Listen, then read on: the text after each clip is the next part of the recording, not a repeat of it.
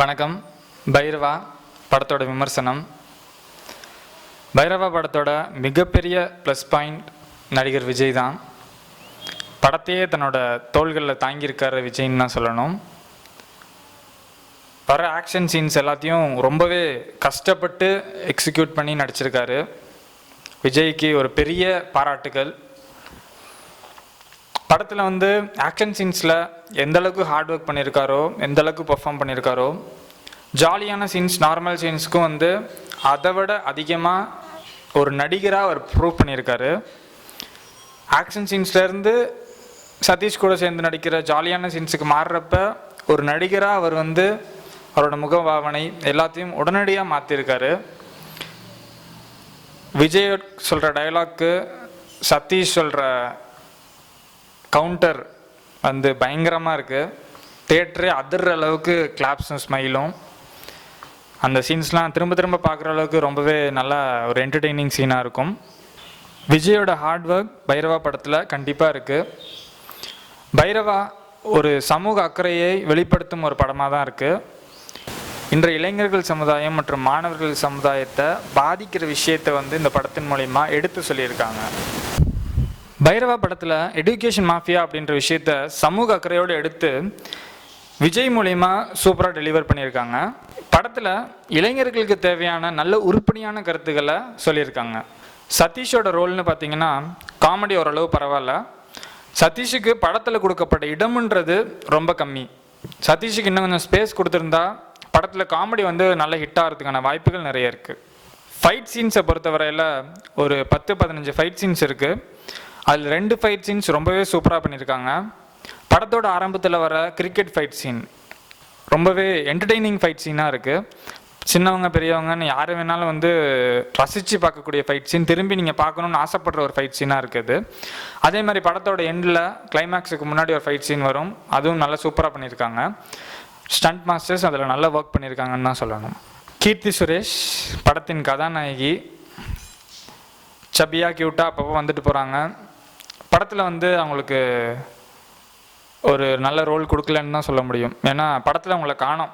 ஒரு கொஞ்சம் சீனுக்கு வராங்க, அப்புறம் பாட்டுக்கு வராங்க, அவ்வளோதான். இவங்க தான் ஹீரோயினா அப்படின்னு கேட்குற அளவுக்கு இருக்குது. படத்தில் அவங்கள காணோம். படத்தில் ஃப்ளாஷ்பேக்கை ரொம்ப இழுத்துட்டாங்க.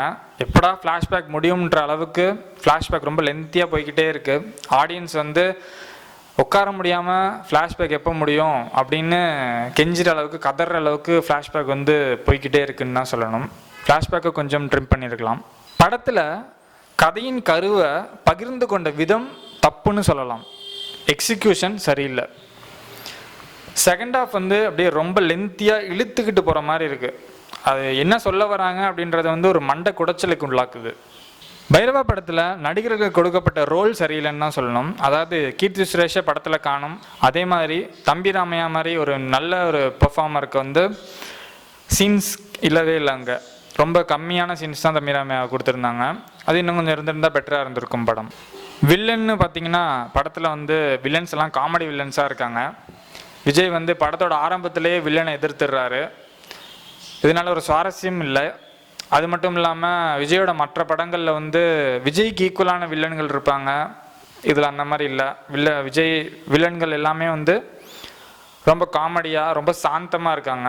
நார்மலாக படம் பார்க்குறவங்க, ஃபேமிலியோடு போய் படம் பார்க்குறவங்க, சும்மா போர் அடிக்குதுன்னு படம் பார்க்குறவங்களுக்கு இது ஒரு ஒன் டைம் சூப்பர் என்டர்டெயின்மெண்ட் ஃபிலிம்னு தான் சொல்லணும். மற்றபடி படம் பார்க்குறது ஒரு ஹாபியாக வச்சுருக்கவங்க, அடிக்கடி படம் பார்க்குறவங்க, ரிவ்யூ சொல்கிறவங்க, இவங்களெல்லாம் நிறைய நெகட்டிவ்ஸ், நிறைய மிஸ்டேக்ஸ் இந்த படத்தின் மூலிமா கண்டுபிடிக்கலாம். மற்றபடி ஒன் டைம் பார்க்குறதுக்கு அருமையான ஒரு என்டர்டெயின்மெண்ட் படமாக பைரவா அமைஞ்சிருக்கு. பைரவா விஜய் ரசிகர்களோட எதிர்பார்ப்பை பூர்த்தி செய்கிற ஒரு படமாக இருக்கா அப்படின்னா இல்லைன்னு தான் நான் சொல்லுவேன். பைரவா விஜய் அடுத்த கட்டத்துக்கு எடுத்துகிட்டு போகும் அப்படின்னு அவங்க ரசிகர்கள்லாம் ஆர்வமாக காத்துட்டு இருந்தாங்க.